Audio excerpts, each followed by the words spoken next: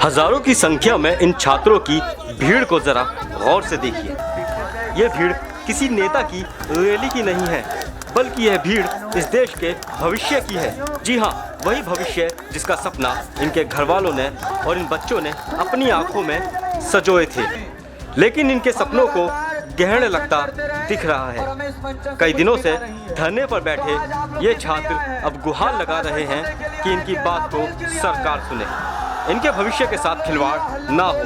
दिल्ली के संसद मार्ग से छात्रों ने सरकार को ललकारा है और सरकार के खिलाफ हल्ला बोला है। आखिर क्यों छात्रों ने सरकार के खिलाफ हल्ला बोला? हमारे संवाददाता ने संसद मार्ग जाकर छात्रों से खास बातचीत की। एसएससी छात्रों का हल्ला बोल। जी हां, दिल्ली के संसद मार्ग पर एसएससी के छात्रों ने हल्ला बोल दिया है। आप हमारे पीछे देख सकते हैं, हजारों की तादाद में एसएससी के छात्र जो है संसद मार्ग पर आ गए हैं और यहां पर धरना प्रदर्शन दे रहे हैं। इन लोगों की लगातार यही मांग है कि जिस तरीके से एसएससी के अंदर स्कैम हुआ है, घोटाला हुआ है, उसे रोका जाए और जितने भी एसएससी के अंदर पद खाली हैं उन्हें भरा जाए और उनकी जिंदगी के साथ खिलवाड़ ना किया जाए। यहाँ पे बातचीत करते हैं कुछ छात्रों से और उनसे ही जानते हैं कि आखिर इतने दिनों के बाद भी आखिर सरकार ने इनकी बातों को क्यों नहीं सुना है। क्या नाम है तुम्हारा और सरकार ने अभी तक आपकी बातों को क्यों नहीं सुना?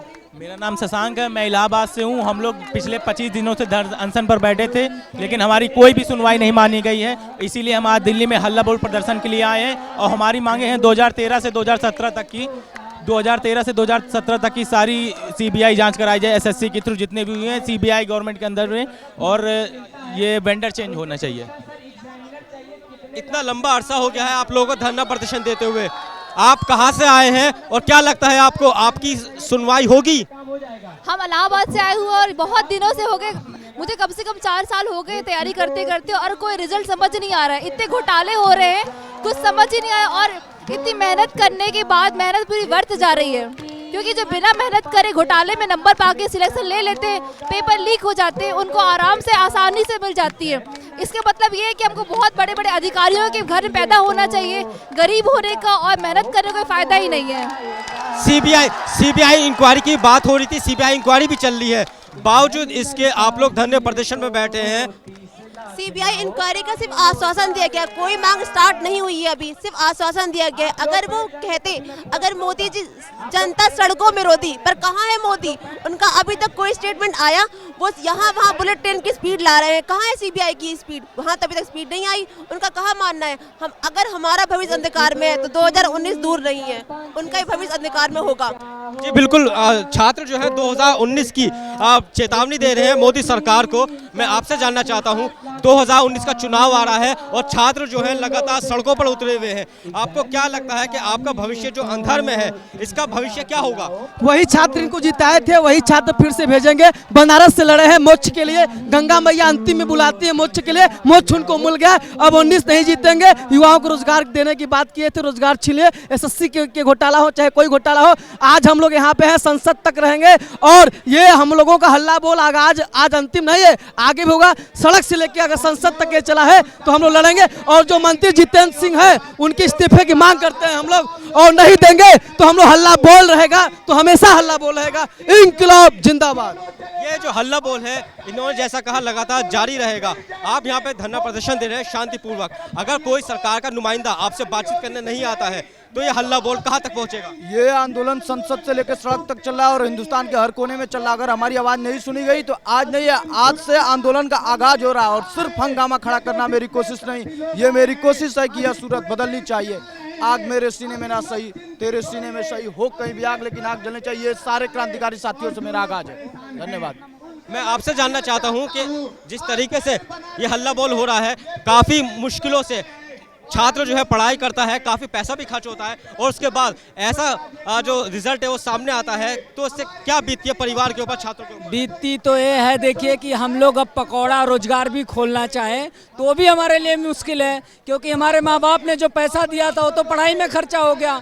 अब हमारे पास पकौड़ा बेचने के लिए भी कोई व्यवस्था नहीं है। अब हमारी तो अब उनके साथ हम भी आंदोलन करें, हम भी नेता बने, हमारे पास यही बचा है आखिरी। अब हम क्या कर सकते हैं? हमारे पास ना तो पैसा रहा, ना तो हमारे पास दिमाग है, जिसके बलबूते, जिसके बुद्धि के बलबूते हम जाना चाहते थे सरकार में, हम अपने देश की सेवा करना चाहते थे नौकरी पाके, वो तो खत्म हो चुकी है। ये एसएससी खा गया। यूपी पुलिस कंप्यूटर ऑपरेटर की परीक्षा इनकी सरकार में होती है, बीजेपी गवर्नमेंट में होती है, पूरी परीक्षा कंप्यूटर बेस्ड है। फिर इनको कैसे प्रॉब्लम हो जाती है? पूरी सरकार को किस तरीके का आप मैसेज देना चाहते हैं? यही मैसेज देना चाहते हैं, क्या ऐसे न्यू इंडिया बनेगा? यही न्यू इंडिया है कि आज देश का भविष्य सड़कों पे बैठा है। देश के हर कोने से लोग आए हैं जो अपने क्लासेस को एग्ज़ाम का मौसम है, तैयारी छोड़ के आए हैं। क्यों आए हैं? क्या इंसाफ नहीं मिलेगा? फरवरी से हो रहा है ऐसे। हम पटना से आए हैं। यानी हल्ला बोल जारी रहेगा? हल्ला बोल जारी रहेगा, क्योंकि ये हल्ला बोल इसलिए है क्योंकि देश का नौजवान आज परेशान है। पूरे सिस्टम करप्ट पूरा हो गया है। सिस्टम करप्ट हो डीओपीटी गया। मिनिस्टर जितेंद्र सिंह को इस्तीफा दे देना चाहिए सर्वसम्मति से। और अगर इंसाफ करने के लायक नहीं है तो जितने लोग भी सिस्टम में है, चाहे वो जो भी हैं, वो अपने कुर्सी से इस्तीफा दें। हमारे चौकीदार साहब सीबीएसई पेपर लीक पे दुख व्यक्त कर रहे हैं, और जो करप्टेड ऑफिसर जा रहे हैं उसमें दुख नहीं व्यक्त कर रहे हैं। हाँ, इस तरीके से जो छात्रों की जो मांगे हैं वो कहीं ना कहीं जायज़ है। सरकार का कोई नुमाइंदा जो इनसे बातचीत करने के लिए नहीं आ रहा है और लगातार ये छात्र धरने प्रदर्शन में बैठे हैं। हालांकि इनके एग्जाम का जो समय सीमा है वो चल रही है, लेकिन बावजूद इसके लोग सड़कों पर बैठे हैं, सरकार से मांग कर रहे हैं कि इनकी मांगों को पूरा किया जाए, वरना ये हल्ला बोल लगातार ऐसे ही जारी रहेगा। कैमरा पर्सन प्रशांत के साथ वाजिद अली, रेड न्यूज़, दिल्ली।